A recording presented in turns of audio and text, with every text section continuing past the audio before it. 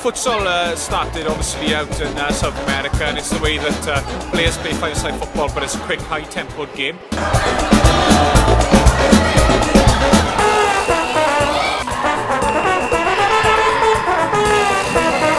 In futsal, they get more touches on the ball, so they get the ball a lot more. They develop their first touch a little bit better, and develop their skill.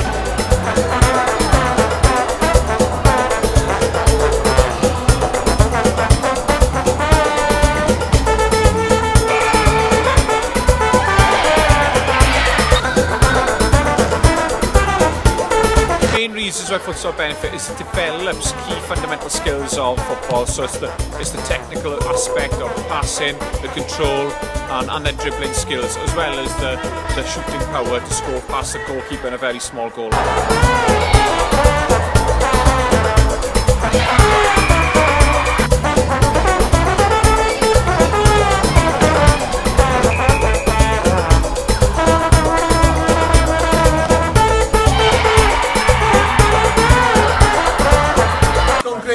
Really enjoyed it. Some good football, well administered, all round good effort first time out.